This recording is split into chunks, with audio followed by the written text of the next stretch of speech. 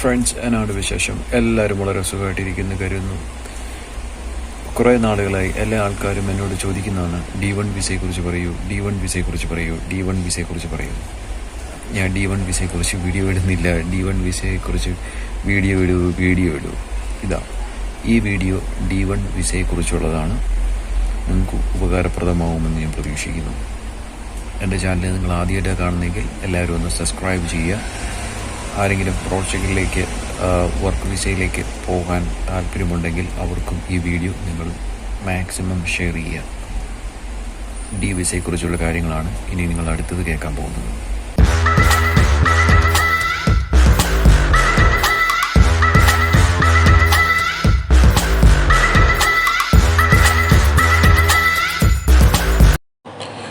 ആദ്യം തന്നെ നിങ്ങൾ VFX വെബ്സൈറ്റിൽ ഓപ്പൺ ചെയ്യുക. എന്നിട്ട് വിസ ടൈപ്പ് എന്ന് പറഞ്ഞ പേജ് ഓപ്പൺ ചെയ്യുക VFX വെബ്സൈറ്റിനകത്ത്. ഇതിനകത്ത് ഇവിടെ D1 എന്ന് പറയുന്നത് ക്ലിക്ക് ചെയ്യുക. നിങ്ങൾക്ക് ഇവിടെ കാണാം, ഞാൻ D1 സെലക്ട് ചെയ്തു.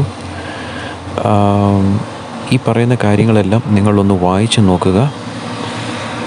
വിസ ഫീസ് എന്ന് പറയുന്നത് €90 €90. ബട്ട് അഡീഷണൽ വേറെ കുറച്ച് കോസ്റ്റുകളൊക്കെ വരും. അത് VFSൻ്റെ റേറ്റാണ്. ഞാൻ ഇപ്പോൾ ഇവിടെ ഡോക്യുമെൻറ്റ്സ് റിക്വയർഡ് എന്ന് പറഞ്ഞ സെക്ഷനിൽ ക്ലിക്ക് ചെയ്തു. ഇവിടെ നിങ്ങൾക്ക് കാണാം, please read and download the cheque list of എന്ന് പറഞ്ഞൊരു സംഭവമുണ്ട്.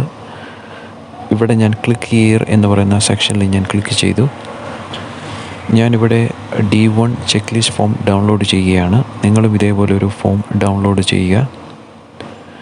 ഈ ഫോമിൽ പറയുന്ന കാര്യങ്ങളാണ് അനുസരിച്ച് വേണം നമ്മൾ D1 വിസയ്ക്ക് അപ്ലൈ ചെയ്യാൻ വേണ്ടിയിട്ട്. നിങ്ങളാദ്യം ഈ ഫോം ഡൗൺലോഡ് ചെയ്ത് എല്ലാ കാര്യങ്ങളൊന്നും വായിച്ച് നോക്കുക. ഈ ഫോം വളരെ ഇമ്പോർട്ടൻ്റ് ആയ ഒരു ഫോമാണ്. ഈ ഫോമിൽ പറഞ്ഞിരിക്കുന്ന ഓരോ കാര്യങ്ങളുമാണ് നമ്മൾ ഇനി പ്രിപ്പയർ ചെയ്യാൻ പോകുന്നത്. D1 വിസ ഒരു റെസിഡൻസി വിസയാണ്. അതിനെ വർക്ക് വിസ എന്നും നമുക്ക് വേണം പറയാം. റെസിഡൻസി വിസയുടെ കാറ്റഗറിയിലാണ് D1 വിസ വരുന്നത്. D1 വിസ കണക്ട് ചെയ്തിരിക്കുന്നത് ആർട്ടിക്കിൾ 88 കേട്ടോ. ആർട്ടിക്കിൾ 88 പാരഗ്രാഫ് 1 ഫയൽ ലോക്ക് ചെയ്യുന്നത്. ഓർക്കുക, ആർട്ടിക്കിൾ 88 പാരഗ്രാഫ് 1 D1 വിസ കിട്ടുന്നവർ ഫയൽ ലോക്ക് ചെയ്യുന്നത്. അപ്പം ഞാൻ ഫയൽ ലോക്കിനെ കുറിച്ചൊക്കെ പ്രത്യേകം ഒരു വീഡിയോ ഞാൻ എക്സ്പ്ലെയിൻ ചെയ്ത് പറഞ്ഞു തരാം. ഇപ്പം തൽക്കാലം ഈ ഒരു കാര്യം ഓർത്താൽ മതി. D1 വിസ, D1 എന്ന് പറഞ്ഞാൽ റെസിഡൻസി വിസയാണ്. റെസിഡൻസി വിസയിൽ വരുന്നതാണ് D1 വിസ. Non residency വിസയുണ്ട്. അത് നമ്മുടെ എന്താ പറയുക, ടൂറിസ്റ്റ് വിസയൊക്കെ നോൺ റെസിഡൻസി വിസയാണ്. D1 വിസ റെസിഡൻസി വിസയാണ്. D1 വിസ വരുന്നത് ആർട്ടിക്കിൾ 88 പാരഗ്രാഫ് 1 ഇപ്പോൾ തൽക്കാലം ഇത് ഓർത്താൽ മതി. ഞാൻ കുറച്ച് കഴിയുമ്പോൾ ഞാൻ വേറൊരു വീഡിയോയിൽ വളരെ എക്സ്പ്ലെയിൻ ചെയ്ത് തരാം എന്താണ് ഫയൽ ലോക്ക് എന്നുള്ളത്. ഈ പറയുന്ന കാര്യങ്ങളെല്ലാം നിങ്ങളൊന്ന് വായിച്ച് നോക്കണേ. ഇവിടെ ഞാൻ കുറച്ച് കാര്യങ്ങൾ ഹൈലൈറ്റ് ചെയ്യുന്നുണ്ട്. ഓക്കെ, ഈ ഡോക്യുമെൻ്റ് സബ്മിറ്റ് ചെയ്യുമ്പോൾ നമ്മളതൊരു കറക്റ്റ് ഓർഡറിൽ സബ്മിറ്റ് ചെയ്യണം. അത് ഒരിക്കലും പിന്ന് ചെയ്യാൻ പാടില്ല. പിന്നെ ഇതെല്ലാം പ്രിൻ്റ് ചെയ്യുമ്പോൾ ഒരു A4 ഷീറ്റിൽ പ്രിൻ്റ് ചെയ്യുക. ഓർക്കുക, ഈ ഡോക്യുമെൻ്റ് എല്ലാം പ്രിൻ്റ് ചെയ്യുമ്പോൾ വളരെ ക്ലിയറായി ഭംഗിയായി ഒരു A4 ഷീറ്റിൽ വേണം ഇത് പ്രിൻ്റ് ചെയ്യാൻ വേണ്ടിയിട്ട്. D1 വിസയ്ക്കുടെ കാലാവധി എന്ന് പറഞ്ഞാൽ 4 മാസമാണ്. 4 മാസത്തിനുള്ളിൽ നമ്മളൊരു കമ്പനിയുടെ കോൺട്രാക്റ്റ് എഗ്രിമെൻറ്റ് സൈൻ ചെയ്ത് നമ്മൾ ഫയൽ ലോക്ക് ചെയ്യണം. ഓക്കെ, ഫയൽ ലോക്ക് ചെയ്യണം. ഇതാണ് 4 മാസമുണ്ട്. വിസയുടെ കാലാവധി 4 മാസമേ ഉള്ളൂ. ഫയൽ ലോക്ക് ചെയ്ത് കഴിഞ്ഞ് കഴിയുമ്പോൾ നമുക്ക് റെസിഡൻസി പെർമിറ്റ് ഇഷ്യൂ ചെയ്ത് കിട്ടും. പിന്നെ അത് കഴിഞ്ഞാൽ പിന്നെ പാസ്പോർട്ടിനകത്ത് വിസ സ്റ്റാമ്പ് ചെയ്തുണ്ടാകില്ല, റെസിഡൻസി പെർമിറ്റിലായിരിക്കും പിന്നെ നമ്മുടെ കാര്യങ്ങളെല്ലാം പോകുന്നത്.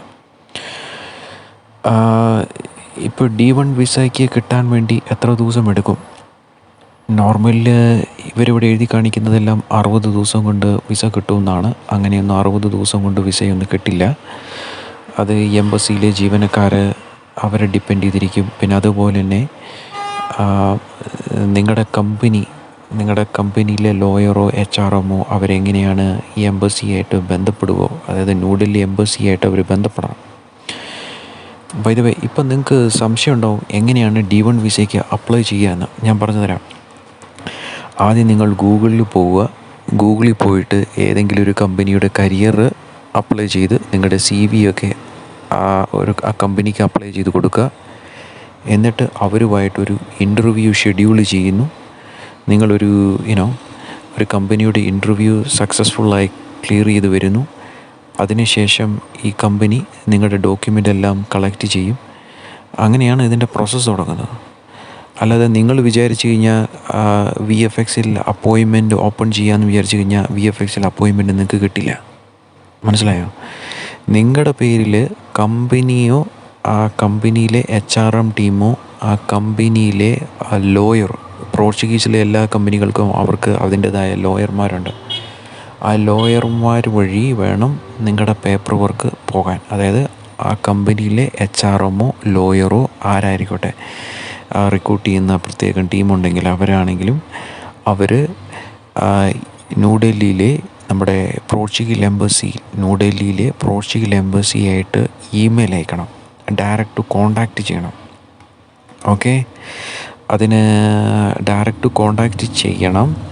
അവർ കാര്യങ്ങൾ വളരെ വ്യക്തമായി റിക്വസ്റ്റ് ചെയ്യുന്ന രീതിയിൽ എംബസിക്ക് ഇമെയിൽ അയക്കണം. എന്നിട്ട് പറയണം അവർ സംസാരിക്കുന്നത് നിങ്ങളുടെ ബിഹാഫ് ഓഫ്, അങ്ങനെ എന്നാ പറയുക, നിങ്ങൾക്ക് പകരമാണ് അവർ സംസാരിക്കുന്നത്. അതായത് നിങ്ങളെ അവർ ജോലിക്ക് ഹയർ ചെയ്യാൻ ആഗ്രഹിക്കുന്നു എന്നും പറഞ്ഞിട്ടുണ്ട്. ഇതിന് കുറച്ച് റിക്വയർമെൻ്റൊക്കെ ഉണ്ട്. ഞാനിതിവിടെ ക്ലിക്ക് ചെയ്ത് കാണിച്ചു തരാം എന്തൊക്കെയാണ് റിക്വയർമെൻറ്റ്. നിങ്ങൾക്കിപ്പോൾ ഇവിടെ സ്ക്രീനിൽ കാണാം. അതായത് കമ്പനി D1 വിസയ്ക്കും E8 വിസയ്ക്കും സെയിം റിക്വയർമെൻ്റ് ആണ്. അപ്പോൾ D1 വിസയ്ക്ക് ഒരു കമ്പനി അതായത് പോർച്ചുഗൽ എംബസിയുമായിട്ട് കോണ്ടാക്ട് ചെയ്യുമ്പോൾ എന്തൊക്കെ ഡോക്യുമെൻ്റ് ആ കമ്പനി അയച്ചു കൊടുക്കണം. അതായത് ആ കമ്പനി എന്ന് പറഞ്ഞ ആ കമ്പനി നിങ്ങളെ ഹയർ ചെയ്യുന്ന ആ എംപ്ലോയർ ജെന്യുവിനാണോ അല്ലയോ, അദ്ദേഹത്തിന് ടാക്സ് നമ്പർ ഉണ്ടോ എന്ന കുറേ കാര്യങ്ങളൊക്കെ ഉണ്ട്. അതിനെക്കുറിച്ചുള്ള വിവരങ്ങളാണ് നിങ്ങളിപ്പോൾ സ്ക്രീനിൽ കണ്ടുകൊണ്ടിരിക്കുന്നത്. ഈ വക കാര്യങ്ങളെല്ലാം നിങ്ങളുടെ കമ്പനി, നിങ്ങളെ ഹയർ ചെയ്യുന്ന കമ്പനി പോർച്ചുഗൽ എംബസിയിലേക്ക് അയച്ചു കൊടുക്കണം. ഇത് വളരെ ഇമ്പോർട്ടൻ്റ് ആണ്. ഓക്കെ, നിങ്ങൾ ഈ കാര്യങ്ങൾ ഒന്ന് നോക്കുക. ഞാനിപ്പോൾ ഇതിനെക്കുറിച്ച് കൂടുതൽ പറയാൻ പോയി കഴിഞ്ഞാൽ കൂടുതൽ നേരം പോകും. ഞാനിപ്പോൾ ഇവിടെ സ്ക്രീനിൽ കാണിക്കുന്നുണ്ട് ആ ഡോക്യുമെൻ്റ് ഏതൊക്കെയാണ്. ആ കമ്പനി, നിങ്ങളെ ഹയർ ചെയ്യുന്ന കമ്പനി പോർച്ചുഗൽ എംബസിക്ക് അയച്ചു കൊടുക്കേണ്ട ഡോക്യുമെൻ്റ് ഏതൊക്കെയാണെന്നുള്ളത് ഞാനിപ്പോൾ സ്ക്രീനിൽ കാണിക്കുന്നുണ്ട്. ഈ ഇൻഫർമേഷൻസ് എല്ലാം നിങ്ങളുടെ കമ്പനി ലോയറോ നിങ്ങളുടെ കമ്പനിയിലെ HRM ടീമോ ഈ കാര്യങ്ങളെല്ലാം പോർച്ചുഗൽ ന്യൂഡൽഹി എംബസിയിൽ അയച്ചു കൊടുക്കണം. എന്നിട്ട് അവർ നിങ്ങളുടെ പേരിൽ ഒരു റിക്വസ്റ്റ് ലെറ്റർ പോലെ അതും വേണം. ഈ പ്രോസസ്സ് അത്ര എളുപ്പമുള്ള കാര്യമല്ല. അവർക്കാണ് ഈ പോർച്ചുഗൽ എംബസി എന്താ പറയുക, നിങ്ങളുടെ പേരിൽ അപ്പോയിൻമെൻറ്റ് അയച്ചു കൊടുക്കുന്നത് ഈ ഡയറക്റ്റ് കമ്പനിക്കാണ്. ഓക്കെ, പിന്നെ കമ്പനിയിലെ ജീവനക്കാരോ HRM ടീമോ നിങ്ങളെ ഹയർ ചെയ്യുന്ന ആരാണോ അവർ പിന്നെ നിങ്ങൾക്ക് ഈ ഇൻഫർമേഷൻ ഷെയർ ചെയ്യുകയാണ് ചെയ്യുന്നത്. അല്ലാതെ നിങ്ങൾ ഒറ്റയ്ക്ക് പോയി ഡയറക്റ്റ് കൊണ്ട് സബ്മിറ്റ് ചെയ്യുമെന്ന് പറഞ്ഞു കഴിഞ്ഞാൽ നടക്കുന്ന കാര്യമൊന്നുമല്ല. അങ്ങനെയൊന്നുമല്ല അതിൻ്റെ പ്രൊസീജിയർ. ഓക്കെ, അപ്പം നിങ്ങളിപ്പോൾ സ്ക്രീനിൽ കാണുന്ന ഈ ഇൻഫർമേഷൻസൊക്കെ ഒന്ന് വായിച്ച് നോക്കുക. ഇത് കമ്പനിയുടെ സൈഡിൽ നിന്നും നിങ്ങൾക്ക് കിട്ടേണ്ട ഡോക്യുമെൻറ്റും അതുപോലെ തന്നെ കമ്പനിയുടെ സൈഡിൽ നിന്നും നിങ്ങളുടെ കമ്പനിയിലെ എംപ്ലോയർ എംബസിയുമായി ബന്ധപ്പെടുമ്പോൾ അവർക്ക് അയച്ചു കൊടുക്കേണ്ട ഡോക്യുമെൻറ്റിനെ കുറിച്ചാണ് ഇവിടെ ഈ സ്ക്രീനിൽ കാണുന്നത്. അപ്പം ഇത് നിങ്ങൾ കറക്റ്റായിട്ടൊന്ന് വായിച്ച് നോക്കുക. ഓക്കെ, ഞാനിതിപ്പോൾ എല്ലാം കൂടെ പറയാൻ പോയി കഴിഞ്ഞാൽ വീഡിയോയുടെ ലെന്ത് കൂടിപ്പം, അതുകൊണ്ടാണ് ഞാൻ കൂടുതൽ ഡീറ്റെയിൽ ആയിട്ട് ഇതിനകത്ത് പറയാത്തത്. ഓക്കെ, ഇതിൻ്റെ ലിങ്ക് ഞാൻ താഴെ ഡിസ്ക്രിപ്ഷനിൽ കൊടുക്കാം. അപ്പോൾ നിങ്ങൾക്ക് അതൊന്ന് ജസ്റ്റ് ഒന്ന് ക്ലിക്ക് ചെയ്ത് നോക്കുക, വായിച്ച് നോക്കുക. ഓക്കെ, എൻ്റെ കേസിൽ എനിക്ക് 3 ഇൻ്റർവ്യൂ ഉണ്ടായിരുന്നു കേട്ടോ. ഞാൻ ഈ വക കാര്യങ്ങൾ പറയാൻ വേണ്ടി വിട്ടുപോയി, എന്നാലും ഞാൻ പറഞ്ഞു തരാം. എൻ്റെ കേസിൽ എനിക്ക് 3 ഇൻ്റർവ്യൂ അറ്റൻഡ് ചെയ്യേണ്ടി വന്നു. ചിലപ്പോൾ നിങ്ങൾക്ക് ഇത് പേഴ്സൺ ടു പേഴ്സൺ ഇത് ഇൻഡിവിജ്വൽ ടു ഇൻഡിവിജ്വൽ വരുമ്പോൾ ഇത് ഡിഫറെൻ്റ് വരാൻ സാധ്യതയുണ്ട്. അതിപ്പം അവരെന്താണോ ചിന്തിക്കുന്നത് അതനുസരിച്ചാണ് കാര്യങ്ങൾ പോകുന്നത് അല്ലേ. അപ്പം ഞാൻ അപ്ലൈ ചെയ്തതുപോലെ ആകണമെന്നില്ല നിങ്ങളുടെ കേസും. ഞാൻ പറയും ഇൻഡിവിജ്വൽ ടു ഇൻഡിവിജ്വൽ അവരെങ്ങനെയാണ് തീരുമാനം എടുക്കുന്നതെന്ന് പറയാൻ പറ്റില്ല. ഇപ്പോൾ എൻ്റെ കേസിൽ 3 ഇൻ്റർവ്യൂ. ആദ്യം അപ്പോയിൻമെൻറ്റ് കിട്ടുന്നതിന് മുമ്പ് ഞാൻ അവിടെ ചെന്നു. എന്നെ കാണണം എന്നിങ്ങനെ പറഞ്ഞു. എൻ്റെ കേസ് കേട്ടോ, ഞാൻ എൻ്റെ കേസാണ് പറയുന്നത്, എനിക്ക് മറ്റുള്ളവരുടെ എനിക്ക് അറിഞ്ഞുകൂടാ. എന്നെ കാണണം എന്നൊക്കെ പറഞ്ഞ് അങ്ങനെ ഒരു മെസ്സേജ് വന്നു. അങ്ങനെ ഞാൻ അവിടെ ചെന്നു, ന്യൂഡൽഹി എംബസി ചെന്നു ഏറ്റവും ആദ്യം. അതെല്ലാം കണ്ടു കഴിഞ്ഞിട്ട് പറഞ്ഞു കുറച്ച് കാര്യങ്ങൾ, ഒരു കാഷ്വലായിട്ട് കുറച്ച് കാര്യങ്ങളൊക്കെ ചോദിച്ചു. വലിയ ഇൻ്റർവ്യൂ ഒന്നുമല്ല, ബട്ട് അതായിരുന്നു ഏറ്റവും ആദ്യത്തെ അറ്റംപ്റ്റ്. ഓക്കെ, അത് കഴിഞ്ഞ് അവർ പറഞ്ഞു അപ്പോയിൻമെൻറ്റ് തരാം, VFXൽ അപ്പോയിൻമെൻറ്റ് തരാം എന്നൊക്കെ പറഞ്ഞു. അങ്ങനെ എനിക്കൊരു ഏകദേശം ഒരു ഡേറ്റും ടൈമും ഒരു ഷെഡ്യൂൾ ചെയ്തിരുന്നു. ഒരു മാസം ഇങ്ങനെ ഒരു ഡേറ്റും ടൈമും കാര്യങ്ങൾ എനിക്ക് ഒരു ഡേറ്റ് എനിക്ക് ഷെഡ്യൂൾ ചെയ്തു.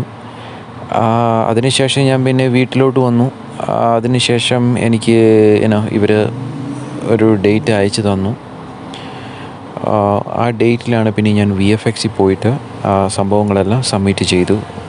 ബാക്കി ഈ പറയുന്ന ഫോമും കാര്യങ്ങളെല്ലാം സബ്മിറ്റ് ചെയ്തു. അതിനു മുമ്പ് ഈ ഫോമും കാര്യങ്ങളൊക്കെ ഞാൻ എംപ്ലോയറിന് അയച്ചു കൊടുത്തിരുന്നു. അപ്പം പിന്നെ കുറേ കമ്പനിയുടെ കുറേ പേപ്പറിൻ്റെ കുറേ കോപ്പിയൊക്കെ എനിക്ക് തന്നിരുന്നു. അവരുടെ ഏതാണ്ടൊക്കെ PDF file, company file, tax related ആയിട്ടുള്ളത്. പിന്നെ ചിലതൊക്കെ അവിടുത്തെ ലാംഗ്വേജിൽ എഴുതിയിരിക്കുന്നത്, പോർച്ചുഗീസ് ലാംഗ്വേജിലാണ്. അങ്ങനത്തെ എന്തൊക്കെയോ കമ്പനി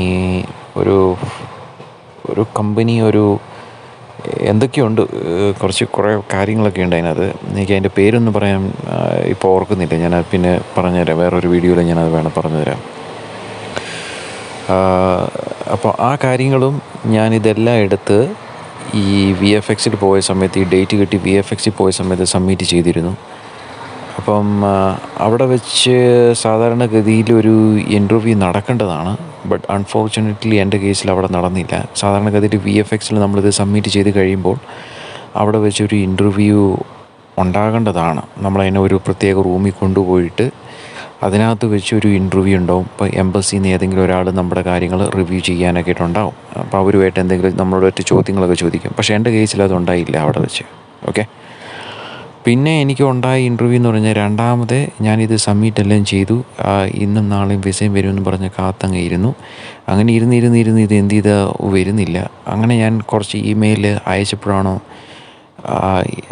കമ്പനിയുടെ സൈഡിൽ നിന്ന് ഇമെയിൽ പോയപ്പോഴാണോ കമ്പനിയുടെ സൈഡിൽ നിന്ന് ഇമെയിൽ അയച്ചപ്പോൾ എന്നാണോ കമ്പനിയുടെ സൈഡിൽ നിന്ന് ഇമെയിൽ പോയി, എൻ്റെ സൈഡിൽ നിന്ന് ഇമെയിൽ പോയി, ആരുടെ ഇമെയിലാണെന്ന് എനിക്കറിഞ്ഞുകൂടാ. പിന്നെ രണ്ടാമത് എന്നെ ഒന്ന് ഷെഡ്യൂൾ ചെയ്തു. അത് കുറേ നാളത്തെ ഒരു ഗ്യാപ്പ് വന്നതിന് ശേഷമാണ് കേട്ടോ. എന്നെ രണ്ടാമത്തെ ഇൻ്റർവ്യൂവിന് വിളിച്ചു. ആ രണ്ടാമത്തെ ഇൻ്റർവ്യൂവിൽ എന്നോട് ഓരോ കാര്യങ്ങൾ ചോദിക്കുന്നുണ്ട്. അവർ വളരെ കാര്യപരമായി എന്തൊക്കെയോ ചോദിക്കുന്നുണ്ട്. എവിടെ പഠിച്ചു, എന്ത് പഠിച്ചു, എങ്ങനെ പഠിച്ചു, എവിടെ ജോലി ചെയ്യുന്നു, എങ്ങനെയാണ് കാര്യങ്ങൾ, സാലറി എത്രയാണ് പറഞ്ഞിരിക്കുന്നത്, അത് ഇതൊക്കെ ആയിട്ട് കുറേ കാര്യങ്ങളൊക്കെ പറയുന്നുണ്ടായിരുന്നു. അവിടെ എന്തിനു പോകുന്നു, നിങ്ങൾക്ക് അവിടെ ഇപ്പം ജോലി കഴിഞ്ഞ് വന്നു കഴിഞ്ഞാൽ നിങ്ങൾ തിരിച്ച് വീട്ടിലോട്ട് പോവോ, എങ്ങനെയാണെന്നൊക്കെ കാര്യങ്ങളൊക്കെ എന്നോട് കുറേ ചോദിച്ചായിരുന്നു. അത് അങ്ങനെ ഒരു സൈഡ്. അവരുടെ ചോദ്യങ്ങൾ വളരെ മയത്തിലൊന്നുമല്ല. എനിക്ക് തന്നെ അവരുടെ ചോദ്യം കേൾക്കുമ്പം രണ്ടെണ്ണം പൊട്ടിച്ചാൽ കൊള്ളാം എനിക്ക് തോന്നിയിട്ടുണ്ട് അവരുടെ ചോദ്യം കേട്ടപ്പോൾ തന്നെ. അത് ഒരാൾ ചോദ്യം ചോദിച്ചുകൊണ്ടിരിക്കുമ്പോൾ വേറൊരു പുള്ളിക്കാരത്തി കയറി വന്നു. കുറച്ച് പ്രായമുള്ള പുള്ളിക്കാരത്തി അത് എന്നോട് വളരെ രൂക്ഷമായ, നീ എവിടെ നിന്ന് വരുന്നു? കേരളമാണ്. നിങ്ങളുടെ ID കാണിക്കുക, പാസ്പോർട്ട് കാണിക്കുക, അത് കാണിച്ചു. വേറെ ID ഉണ്ടോ, വേറെ എന്തെങ്കിലും നിങ്ങൾ കേരളത്തിൽ നിന്നുള്ള വ്യക്തിയാണെന്ന് പ്രൂഫ് ചെയ്യാനുള്ള വേറെ എന്തെങ്കിലും ID ഉണ്ടോ എന്ന് ചോദിച്ചു. ഞാൻ പറഞ്ഞു, സാർ മാഡം ആധാർ കാർഡ് ഉണ്ട്, പാൻ കാർഡ് ഉണ്ട്, ഇത് വേണമെന്ന് പറഞ്ഞു. അങ്ങനെ അതെല്ലാം കാണിക്കേണ്ടി വന്നു. ആധാർ കാർഡ് കാണിച്ചു കേട്ടോ, പാൻ കാർഡല്ല, ആധാർ കാർഡ് ഞാൻ കാണിച്ചു. പിന്നെ എൻ്റെ ഡ്രൈവിംഗ് ലൈസൻസ് ഉണ്ടോ എന്ന് ഞാൻ പറഞ്ഞപ്പോൾ അത് കാണണമെന്ന് പറഞ്ഞു. അതും കണ്ടു. അത് എന്തിനാണെന്ന് എനിക്കറിയത്തില്ല. ഏതായാലും അവർ കാണിച്ചു, അവർ ചോദിച്ചു, ഞാൻ കാണിച്ചു, അത്രയേ ഉള്ളൂ. അതിനുശേഷം അദ്ദേഹം എന്നോട് കുറച്ച് കാര്യങ്ങൾ പറഞ്ഞിരുന്നു.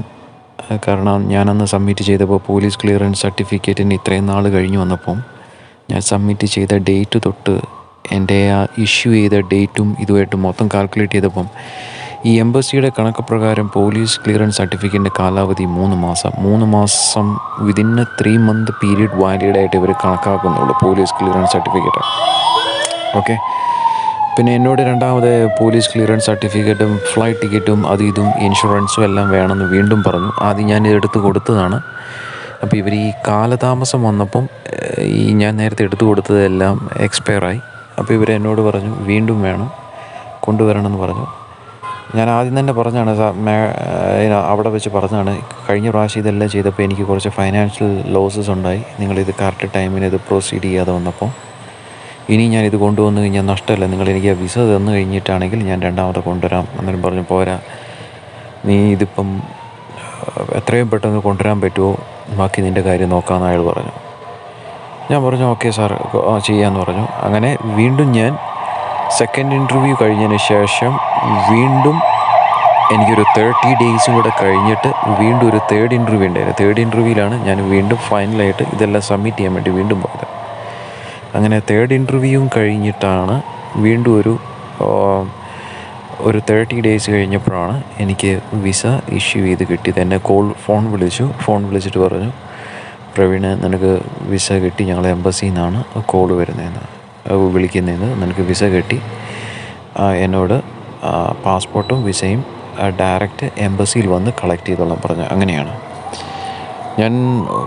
ഇത് വളരെ എളുപ്പമാണ്. പോർച്ചുഗൽ എംബസിയിലേക്ക് വിസ അപ്ലൈ ചെയ്ത് കഴിഞ്ഞാൽ വളരെ എളുപ്പമാണെന്നൊന്നും ഞാൻ പറയുകയില്ല. വളരെ കോംപ്ലിക്കേറ്റഡ് ആണ്. നിങ്ങൾ വിചാരിക്കുന്ന പോലെ അത്ര എളുപ്പമുള്ള കാര്യമല്ല. ഞാൻ പറഞ്ഞല്ലോ, ഇൻഡിവിജ്വൽ ടു ഇൻഡിവിജ്വൽ ചിലപ്പോൾ ഇൻ്റർവ്യൂ മാറാം, ചിലപ്പോൾ നിങ്ങൾക്ക് ഇൻ്റർവ്യൂ കാണില്ല, എന്ത് വേണം സംഭവിക്കാം. ഓക്കെ, അപ്പം ഞാൻ എൻ്റെ കേസിലെ കാര്യങ്ങളാണ് ഇവിടെ കുറച്ച് ആഡ് ചെയ്ത് പറഞ്ഞതേ ഉള്ളൂ. ഇനി ഇപ്പം ഈ D1 വിസയെക്കുറിച്ചുള്ള ഫോം എങ്ങനെ ഫില്ല് ചെയ്യേണ്ടതെന്ന് ഞാൻ വേറൊരു വീഡിയോയിൽ പറഞ്ഞു തരാം, കാരണം വീഡിയോയുടെ ലെന്ത് കൂടിപ്പോയി. ഇപ്പോൾ D1 വിസയിലെ ഈ ഫോമുകൾ എങ്ങനെ ഫില്ല് ചെയ്യാം എന്നുള്ളത് ഞാൻ അടുത്ത വീഡിയോയിൽ പറഞ്ഞു തരാം. ഓക്കെ, അപ്പോൾ ഗൈസ്, എൻ്റെ വീഡിയോ മാക്സിമം നിങ്ങൾ ഷെയർ ചെയ്യുക, ലൈക്ക് ചെയ്യുക, സബ്സ്ക്രൈബ് ചെയ്യുക. Thanks for watching and please subscribe to my YouTube channel, Praveen Baby.